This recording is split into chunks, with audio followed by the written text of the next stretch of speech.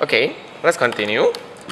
So now we are going to actually check the potential difference across each individual light bulb. We have saw that we have just seen that the potential difference across both of the light bulbs is actually 1.8 volts, 1.9 volts.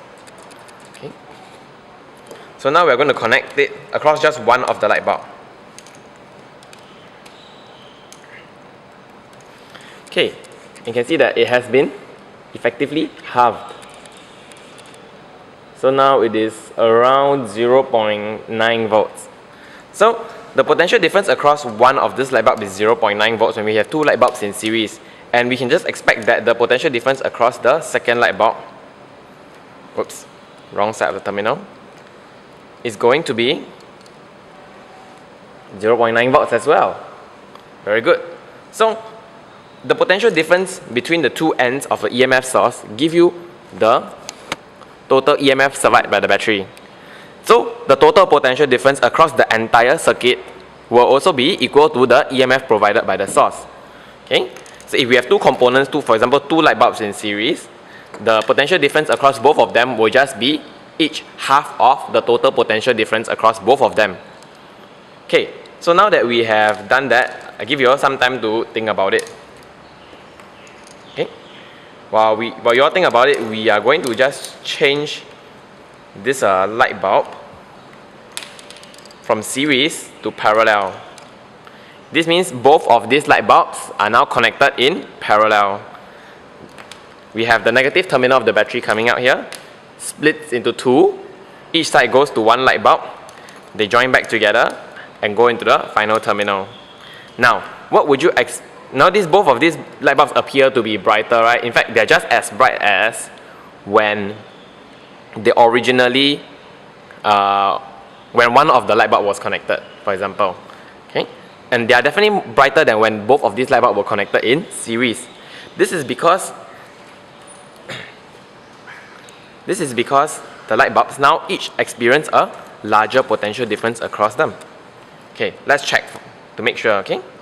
So now I'm going to connect the voltmeter again in parallel to these light bulbs. Okay. So far so good. Now, you can see that the potential difference between these two ends here, the intersection points where they are connected in parallel, is exactly the same as the EMF provided by the battery, which is also 1.9 volts. This also means that the potential difference across each of these light bulbs that are connected in parallel are also 1.9 volts. So when we connect two identical components in parallel, right, the potential difference across them is the same.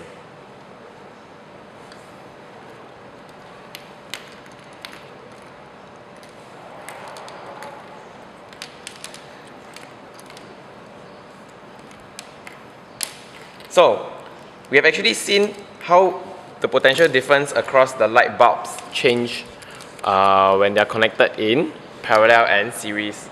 What do you think happens if I'm going to connect three light bulbs now in series?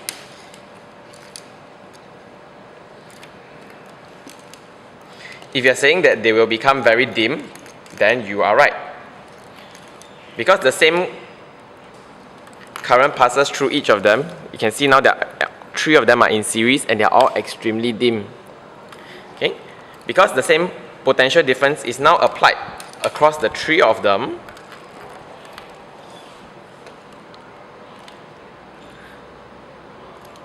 the potential difference around each or about each of these light bulbs is actually effectively now divided by 3. So because less work is done per light bulb, per unit charge moving through them, so they of course appear less bright. So less electrical energy is being converted to light energy for each of these light bulbs. But if we add the amount of electrical energy converted for all 3 light bulbs, is exactly the same as if we had 1 light bulb. Okay, so that concludes our demonstration on EMF sources and potential differences. So what are the key takeaways? The key takeaways are that a source of EMF provides the potential energy for the charges to flow around a circuit, and they lose this electrical potential energy and convert it into other forms of energy when they pass through components of a circuit, for example a light bulb. Okay, so if we have 3 light bulbs connected in series, or any number of components connected in series, the potential difference across all of them together is the same as the EMF that's provided.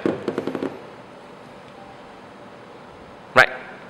And if we have components connected in parallel, the potential difference across all of them, again, is equal to the EMF provided.